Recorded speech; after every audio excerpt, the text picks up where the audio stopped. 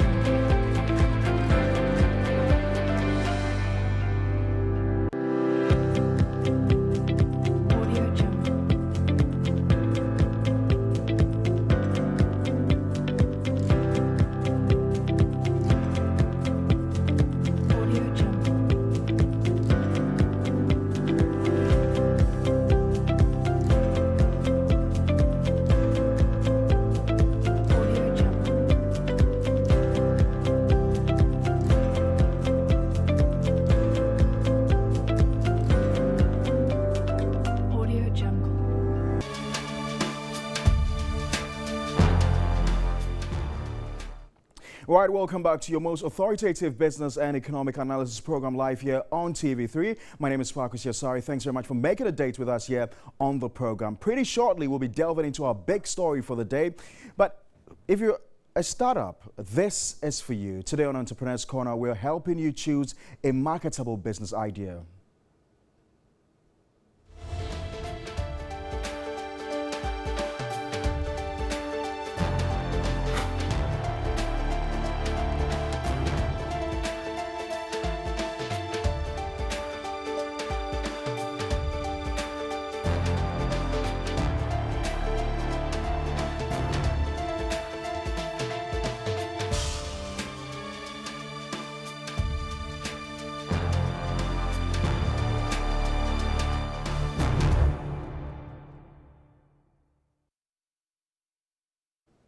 All right, thanks very much for joining us here on Business Focus, your most authoritative business and economic analysis program live here on TV3. Now, fresh reports from the World Bank indicate that Ghana has become the largest gold producer in Africa, beating South Africa.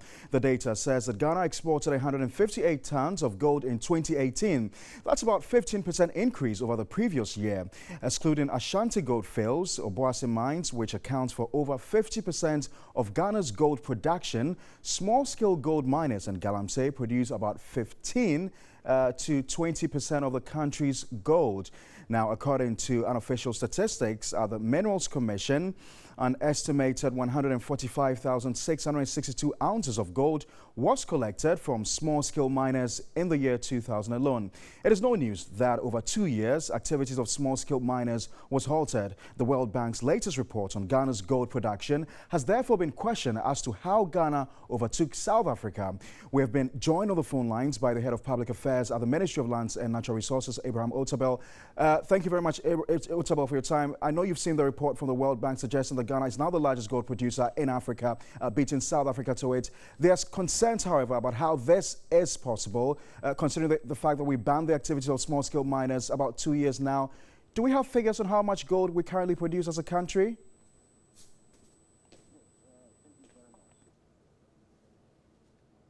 158.5 tons, and beating South Africa to 139.3 tons.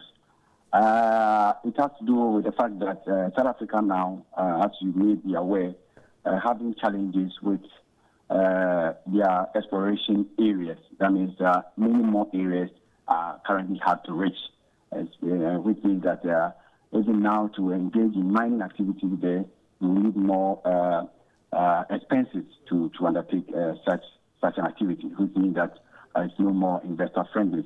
But for Ghana, for some time now, we know our country has been on the second list in Africa. We have always talked at the second list. I think in 2008, we were the first in Africa, and currently this report did indicate that we have overtaken South Africa to the top. So we are the first in Africa, but of course the eighth in the world. China is number one. So clearly, we in Ghana, we have our reserves, and many more areas are still available for the mineral. And that is how come we are able to overtaking South Africa. And so what does this really mean for Ghana as a country? Well, what it means is that we need to do more as far as mining is concerned. We have been mining for the past 100 years, and we know that there are very many more minerals that are coming up. We have discovered under relative minerals like the zinc and like the lithiums and all that. And mean that our economy is opening up. It also means that we need to also invest in many more alternative livelihood programs because mining, let me say that it will one day get diminished because it's not renewable elements. It will definitely get diminished, and which means that we don't need to bend all our hope in the fact that we are the Africans best in gold producing. But of course, what is more necessary is that we need to look for alternative livelihood programs such as in agriculture, like the current program being running from the Ministry of Agri, the food program, as well as the factories, the 1D factories, as well as going to alternative livelihood program that will tend to employ many more people, many more young people to do. Because mining really does not employ much. It offers a lot of support services instead, like maintenance, rehabilitation, transportation systems, and all that.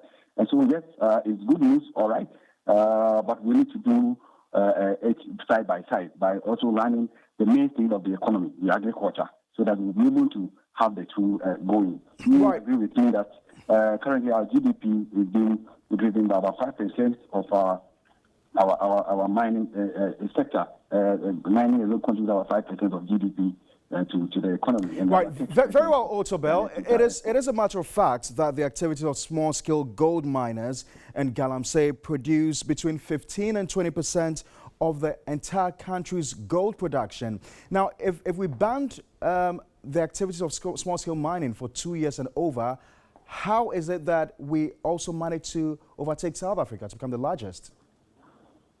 Yeah, but of course, in as much as the small-scale mining contributes in that sector, we also know that the large-scale mining companies were still making some gains.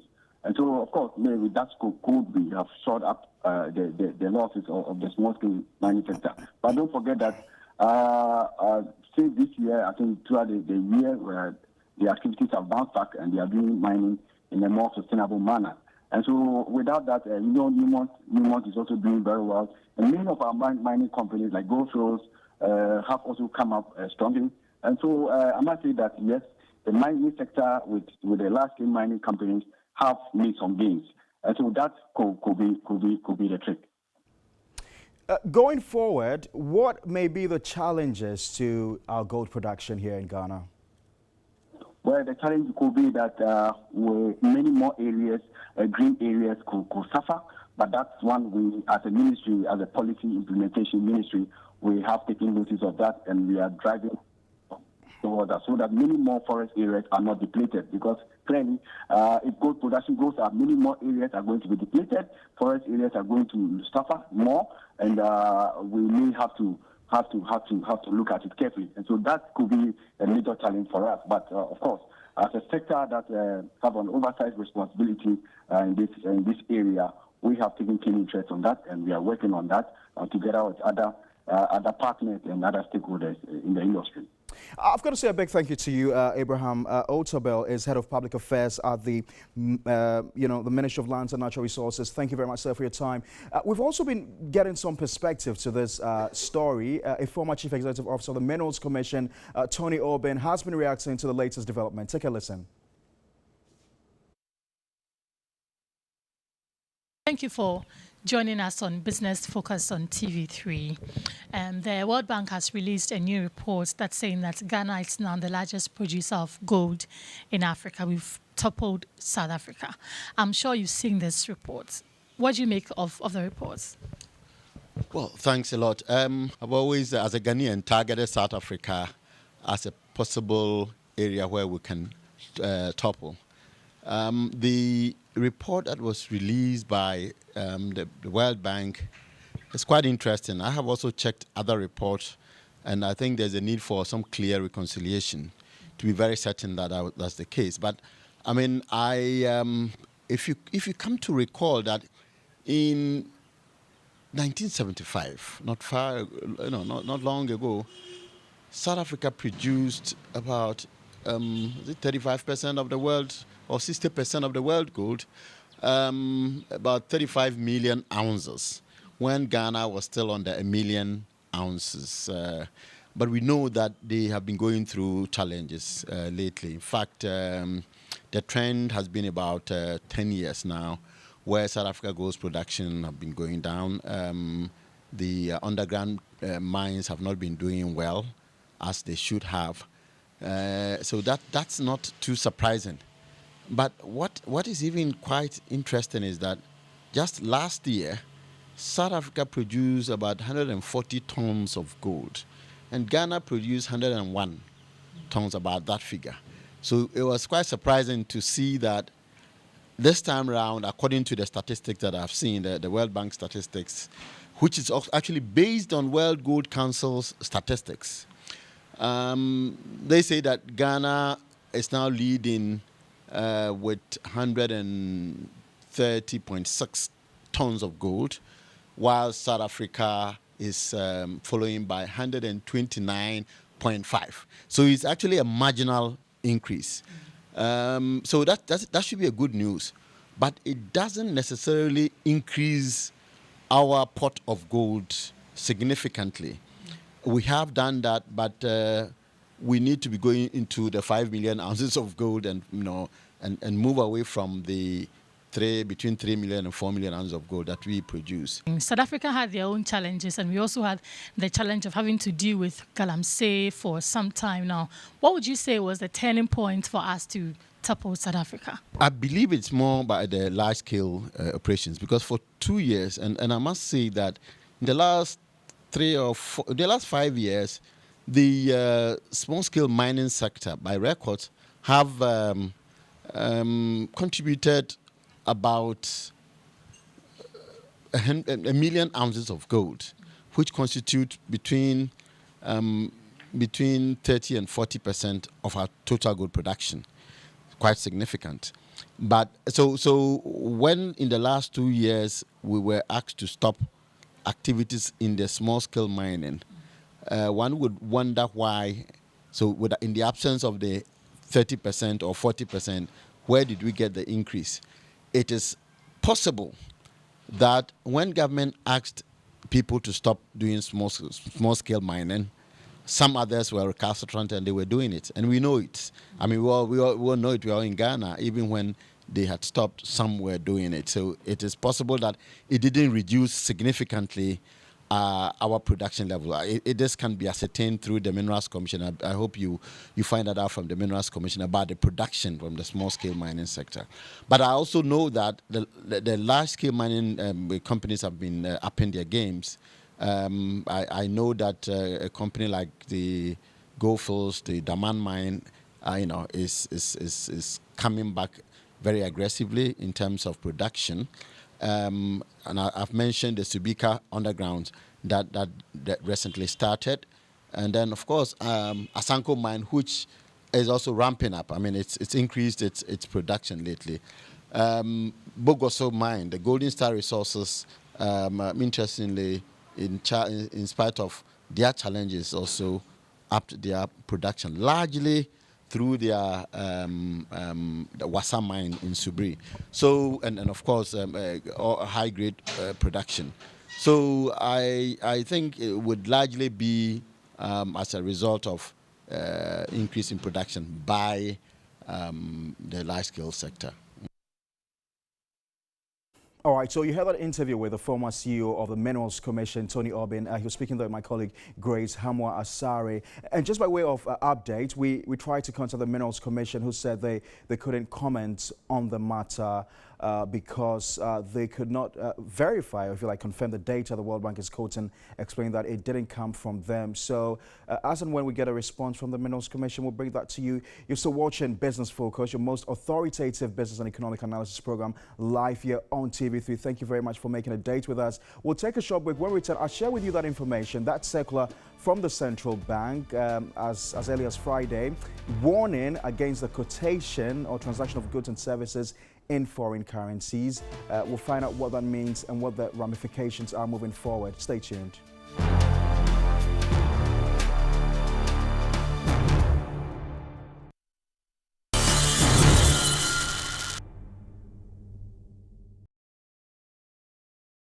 Airtel Tigo Business is here with a world of total communications solutions. Airtel Tigo Business, making business simple.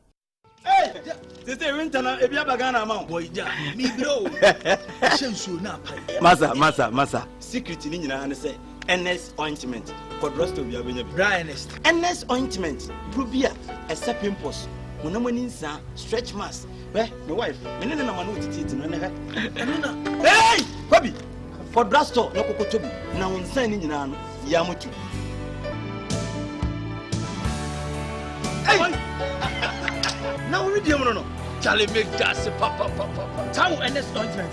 I am reading. Mistress Martini. Wow, what is your channel new? Person can drown. Just saying now. NS ointment. I'm opening a secret.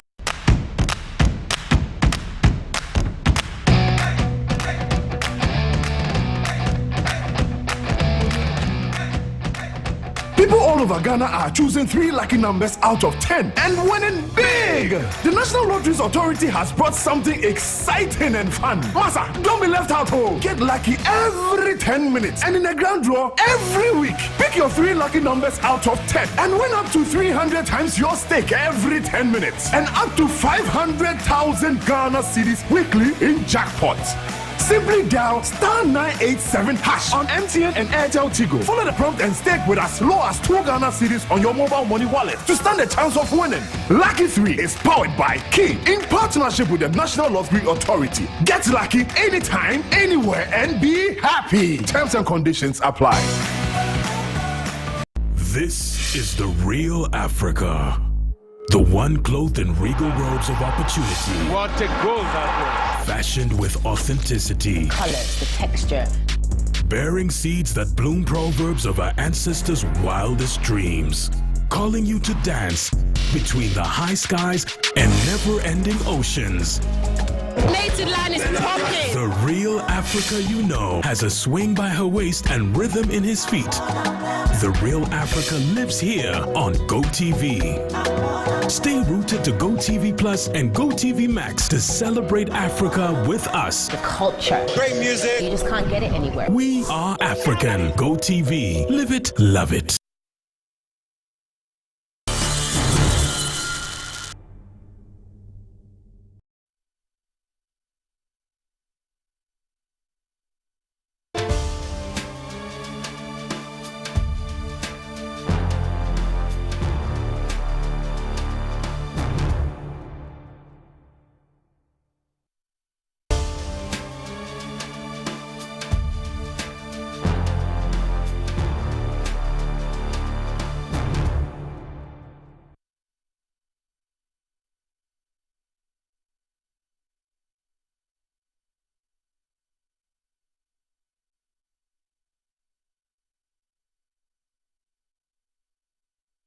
All right, so watching Business Focus, your most authoritative weekly business and economic analysis program live here on TV3. Quickly, let's go to our second issue. And the financial sector regulator, the central bank, has prohibited the pricing, advertising, and receipt or payment of goods and services that are contracted locally in any foreign currency. Now, in a release issued and signed by Gotana Mamu on behalf of the Secretary of the Bank of Ghana, the central bank cautioned companies, institutions, and individuals against dealing in the business of foreign exchange without authorization from the bank. Now, according to the statement, persons found to have violated the directive will face summary conviction, a fine of up to 700 penalty units, or a prison term of not more than 18 months or both.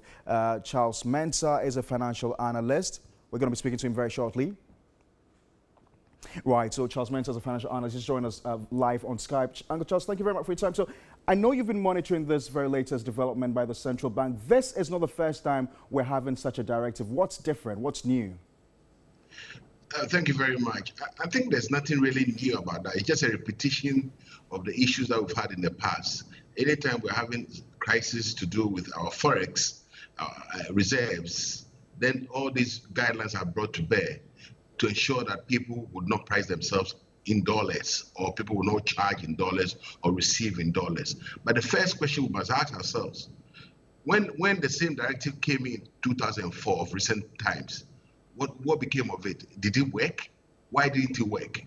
Because last year, for instance, His Excellency, the Vice President, Dr. Baumia, did mention about 7 billion unaccounted forex which went through in terms of gold exports. I think we should spend our energies on those things, because 7 billion that has not been accounted for, if it was part of our reserves, Fucus, it would then help Ghana improve its reserve, even push the exchange rate, the cedi to a dollar down. So these little things, I'm not too sure that it would work. Be as it may, yes, it's a directive, people should comply.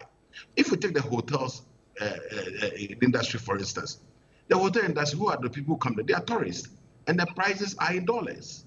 So when the tourist arrives, they charge them in dollars. I'm not too sure whether we can then decide that the hotels should have their prices in cedis and then every morning have it changed. So there's a bit of a challenge there. I think they should speak and sit with industry players and then get around it, than giving the caveat that all of you must comply. Even state institutions, there are state institutions who are paying rent in some plush areas and paying in dollars, except that sometimes they pay in a city equivalent. So things in itself, the rules is not applying carefully because it has a lot of gaps in it. Are you suggesting that this directive is going to be very difficult to carry out? Is that what you're saying? Yes. Yes, I'm saying that it will be difficult because we've had it before. It's not the first time. We've had it before. So we need to find out what happened in 2014 when the same guideline, the same directive came in, that you can't travel more than $5,000, that you must declare the forex when you arrive. Ask yourself, those who are even traveling tonight, whether they are declaring, or those who are arriving tonight, whether they are declaring or not declaring. So sometimes some of the rules and the guidelines are brought on us, but yet execution, implementation, it doesn't go far at all.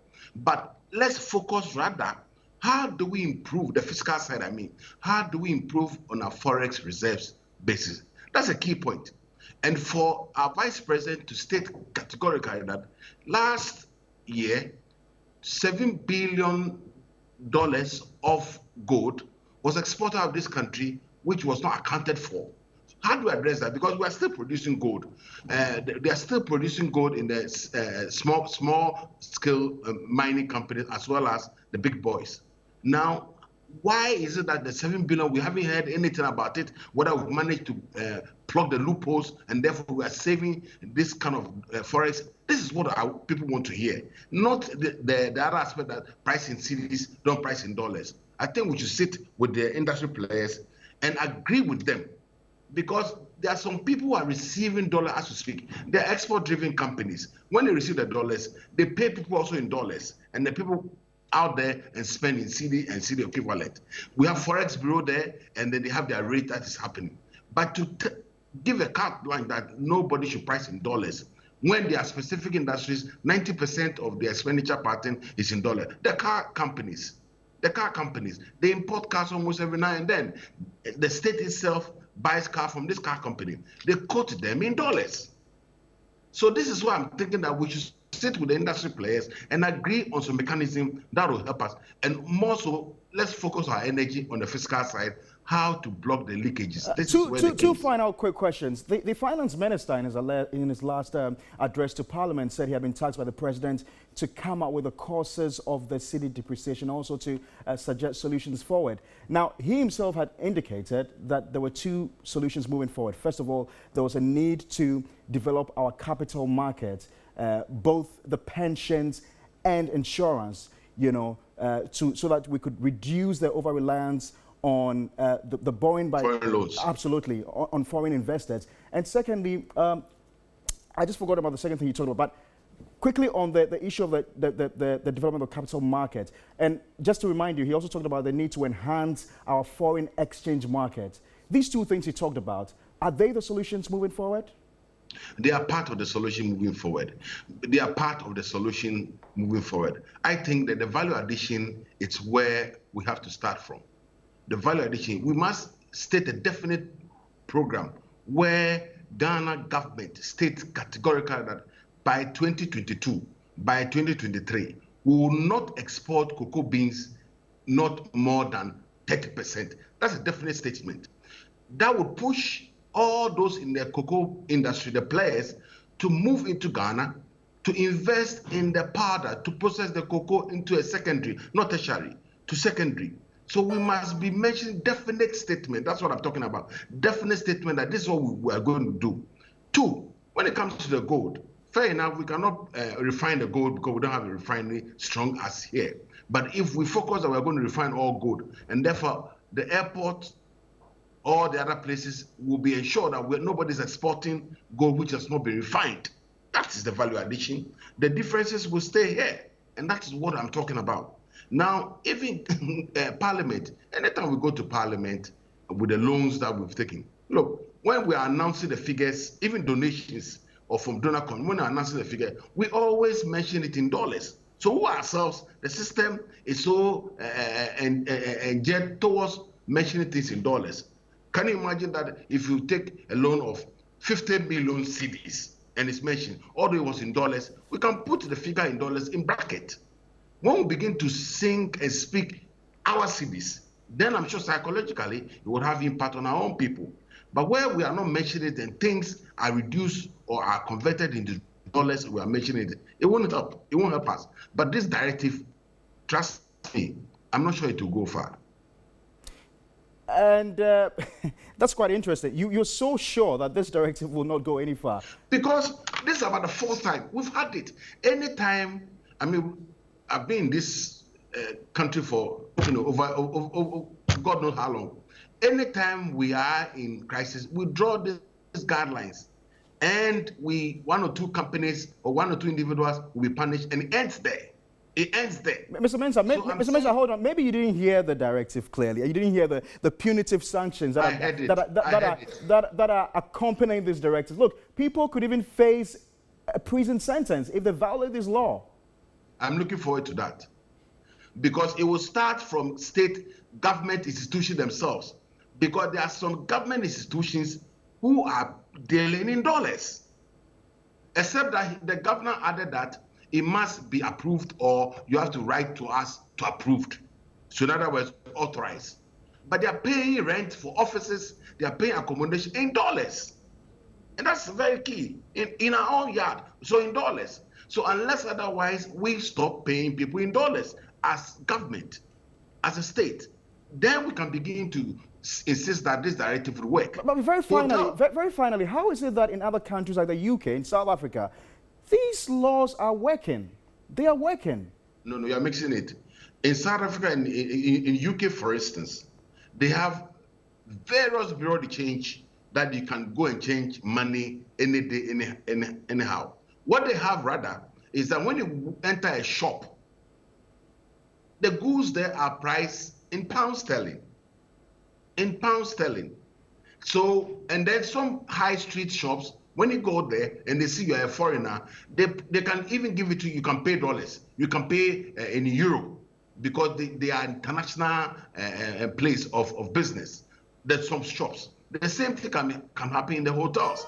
That we can have the hotels, because that is the hotels where tourists converge. So they can price their goods in dollars. That's what I'm talking about. So we shouldn't have a blanket thing stating so that this is a guideline. Anybody who flouts it, this is what you go through.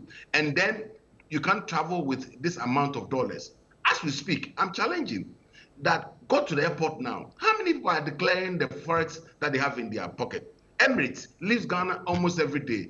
Our traders travel every day. They have dollars with them every day. It is there. So these are the practical issues. So how do we sit with the players in there and solve the issues rather than giving them a directive? That's where I'm coming from. That it has happened before. We have given a directive before. Nothing became of it. Charles Mensah, thank you very much for your time. We're grateful that you joined us on the program. Charles Mensah is a business analyst helping us to do some analysis on the central bank's directive against the quotation of goods and services in foreign currencies. You're still watching your most authoritative business and economic analysis program live here on TV. Yeah, in the sense where sometimes they want a package delivered at 12, then they send a request at 9 a.m. What time do we go and get food items and then come in to get the stuff to you at 12? So sometimes if you just follow the rules, we say you should send your request 2 days at least before the surprise day. It helps with planning, it helps with making sure everything goes as you want it. Jay aspires to own a joint in the long term where clients can walk in for breakfast or brunch of their choice. For her, you can always start with very little.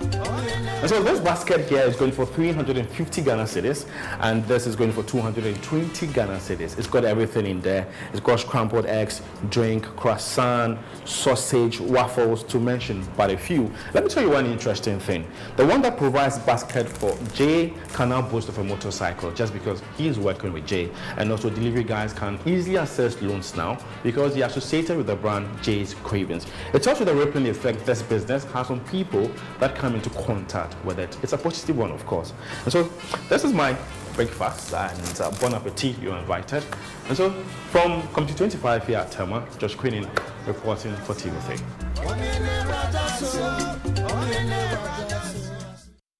All right, so that was my colleague George Queenin with Jay's Cravings. And George, the way you're eating these days, I'm going to shoot the movers myself next week. Take note of that. You're still watching Business Focus, your most authoritative weekly business and economic analysis program live here on TV.